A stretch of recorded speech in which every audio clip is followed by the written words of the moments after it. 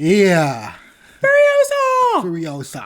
Furiosa. When I found out that Furiosa didn't do well. It's tanking. I don't understand why. It bothered me. I don't understand why.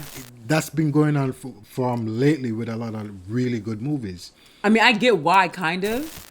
One of the things that I saw, and it just aggravated me, that a lot of people calling it woke because it's a female lead. What? And, yeah. So that bothers me. I hate when I actually didn't see that.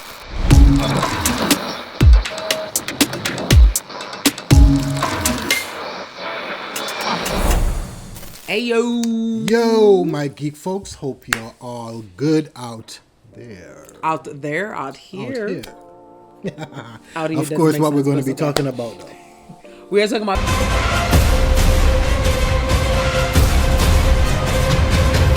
I am Lainey. And I'm Jay. Yes. So we're going to talk about Furiosa. What we going to do? We're going to be talking about Furiosa, man. Okay. All right. Let's break it down. Let's get into it. However long it takes. So first and foremost is that the story itself, it was a typical revenge movie. Yes. You know, it was one of them revenge, and a lot of movies are like that. You know, someone get killed in a family or a loved one, and then the antagonist is like out for set for revenge and all. Mm-hmm. So it was downright straight to the point. The background of Furiosa was not mentioned a lot or not known a lot, but to what I understand or to what I see from the movie, it's like it kind of pinpoint who she is as an individual, who her mother is, because her mother seemed like she was badass. And damn if she wasn't. Oh, I mean, God. Homegirl was her own wrecking shop, and I was here for it. Oh my God! But yeah, the movie, the plot of the movie was, you know, significant. It was straight to the point. You know, what's his name? Dr. Dementius killed Furiosa's mother, and Furiosa went out for revenge. And that was it. Yeah. So it's just like and I love the way she put Thor away. Yeah. It was very creative. Man, definitely. Very creative. I'm actually not going to talk about that because if you haven't seen it, that is not the price of admission alone, but yeah, I like that ending. Yeah, and I definitely understand the idea behind Furiosa's, with the way how Furiosa is because of her mother. Yes. Her mother like teaches her like, yo, this is what you need to do if you're in a situation. You know, you see it when she got captured. Bro, and I was pissed that she went back. Exactly. I wanted to yell at the screen like, chick, go. But you know what? I understand because she has a very good connection with her mother. Yeah, but she she also gave up her life for that. Yeah. If you wasn't going and trying to kill everybody, okay, then you should be like, you know what? I'm going to get them later. I'm just going to escape because she gave my life or her life for Furiosa to leave. Exactly. So that kind of pissed me off. But I mean, to your point, I think it was, even though it was a typical revenge movie, I really did enjoy it. Yeah. Okay. There was no punches pulled. There was nothing that was a surprise or whatever. It was a straight, Thor basically kills her mom, okay, and she gets, back with him, and that, as you go through the story, you see on how she becomes a Furiosa that you see in Fury Road, and how she becomes that badass chick. And what also highlights the movie is basically how Dr. Dementius built his empire, how he You mean more than Joe? You mean more than Joe? No, the Dr. Dementius. Dr. Dementius was Chris Hemsworth. Okay. But I'm thinking about more than Joe as far as Fury Road and how it comes to get together. Remember, Dementius started out in the desert in some tents. And then he... Okay, I give you that. Okay, got you. I see the angle you're talking about. He took over Bullet Town. Well, he took over the Oil Town. He took over Bullet Town. Yeah, they took over Oil Town and then he went for Bullet Town. You know what I mean? He was trying to get to the Citadel, but... Yeah, it wasn't working. But yeah, that alone, that little plot just kind of went really good because, it kind of grapples everything about who the villain was, and the idea of Furiosa's vengeful plot to go against him. So it everything kind of tied in. Yeah. You know what I mean? So yeah, I definitely would give the story plot a good 8 out of 10. I agree. Yeah? I agree. Yeah, definitely. Ladies and gentlemen, start your engines. I mean, we can talk about the acting. Again, it's kind of a shame that this movie did not make buck. From what I understand, for it to make a lot, for it to make a profit, it needs to be about $400 million and clear that. I think it didn't even clear $100 million. Nah, it didn't even clear this 50. Opening. Exactly. I thought the last one I heard was 35. Yeah. It was So 35 I'm boggled by that, because Chris Helmsworth was funny as, I don't want to say funny as hell in a comedic way, but funny as hell just to watch him. He was entertaining. Yeah, man. You know what I mean? He was having a good time, and you can see that, and he was just entertained with that big ass nose of his. Okay, Anya Taylor-Joy killed it, and I forgot the young Furiosa's name, but she was really good too. Yeah, she was young. Yeah, she was. You know what I'm good. saying? Yeah. And they gave her a lot of screen time. I did not think that was going to happen. Yeah, I thought it was just going to be like a flashback real quick, and then you're going to go to Anya Taylor-Joy, but it didn't. And those, I mean, to me, those were your 3 main characters. I knew you had Immortan Joe, and I mean, he was fine. But me personally, I thought it was young Furiosa, old Furiosa, and Chris Hemsworth, and I thought they all were a blast to watch. Yeah, definitely. Chris Hemsworth was basically the villain.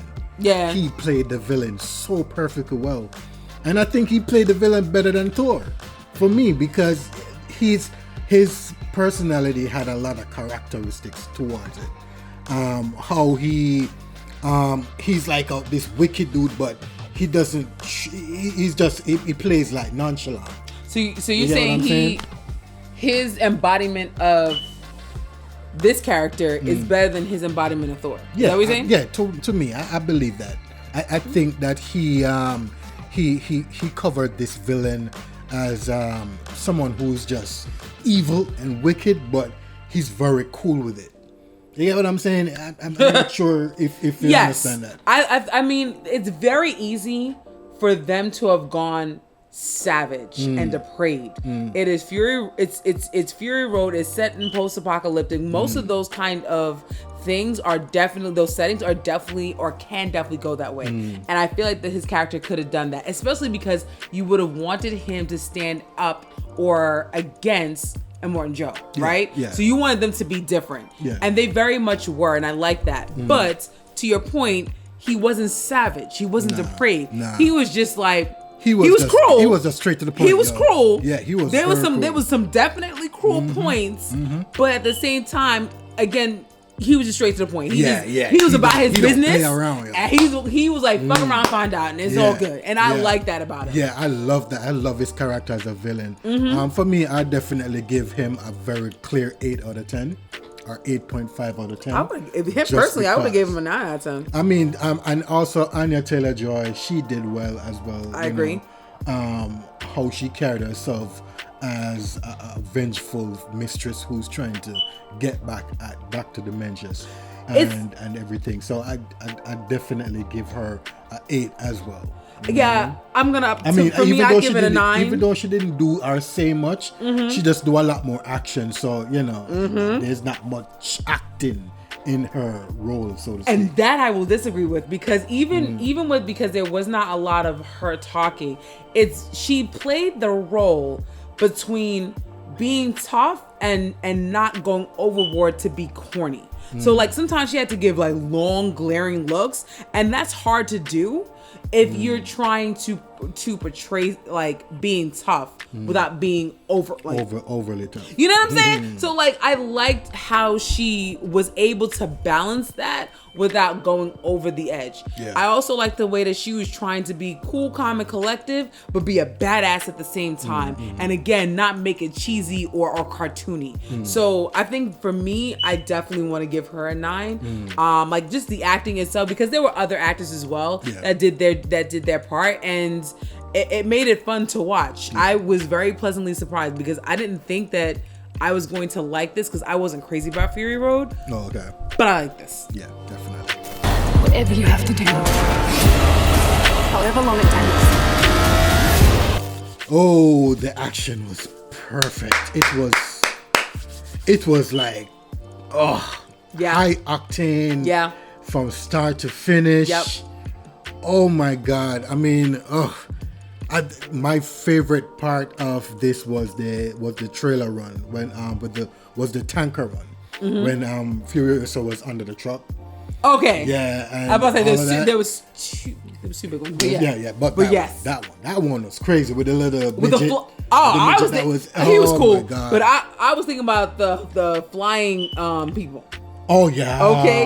That they were basically like sand, riding the sand and everything. Listen, I was like, that was what cool. I am so impressed about is just the imagination, the amount of imagination put into this with the villains, the scumbags, everyone that is basically stupid off of doing their own thing in terms of fighting and the war and everything. It was just amazing, and I love what George Miller did with this.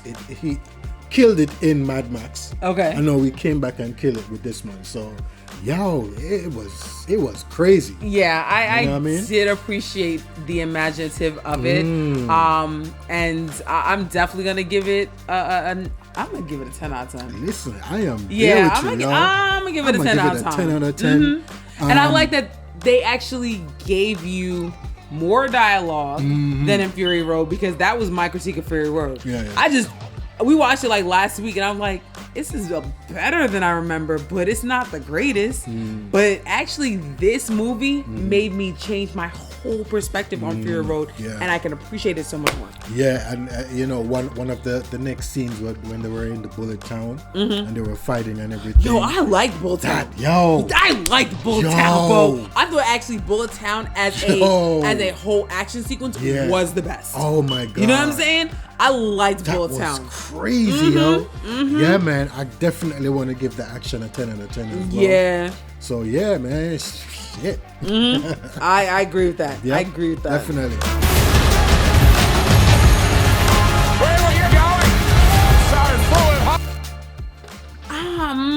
The visual effects. I mean, listen, I'll be honest with you, unless it looks like dog shit from basically The Mummy 2 with The Rock, it didn't bother me. I mean, I read up on that, like, there was some reactions to the visual effects. It wasn't as crisp as Fury Road. Okay, I get that.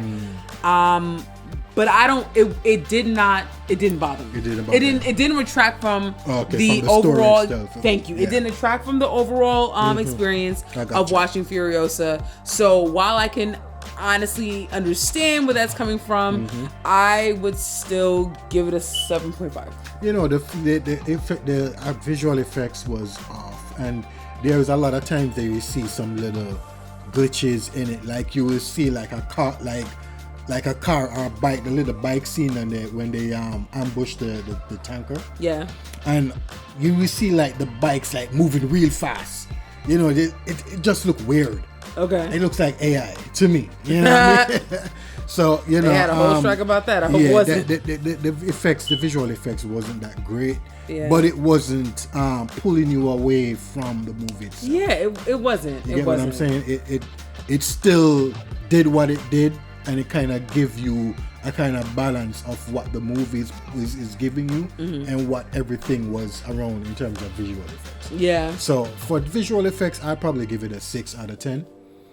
Just because. But so I didn't see the bike going that fast or whatever. Yeah, it's weird. When it comes out, I'm gonna show you. I'm gonna show you exactly what I'm talking about. Okay. So and overall, this movie was fantastic. It was great as how I imagined it. It was, to me, I think it was better than Mad Max. To me. 100%. Wait, Fury Road or Mad Max? Furiosa. Furiosa was better than Fury Road. Okay. Furiosa was better than Fury Road. Yes. Get it? Yes. Yeah, so definitely I would give this movie a solid 8 out of 10. Just because the story was ramped up more than Mad Max Fury Road. Agreed. The action was Agreed. like back to back to back. It was like, straight out. Hemsworth came out and he produced himself to be one of the better villains in this time. Also Anya Taylor, much better than yeah, Moore and Joe. exactly. In both films. Yeah. Much Anya more Taylor, better than Moore and Joe. Exactly. Anya Taylor-Joy did her thing as well. The story, the plot, everything came up together to make this movie a solid movie to watch. Basically. Yeah. Listen, I'd have to think about it on a prequel that came out so far away from the movie that is setting up, and to actually be first a good movie, and then second make the movie that's set up to me even better, because I'm gonna disagree on think like it was all action, because I think it wasn't. I think that they gave purposeful spots for story development, character development, and just overall the pacing, and I liked that about Furiosa, and I think that to me actually makes Fury Road so much better, because one of my biggest pet peeves about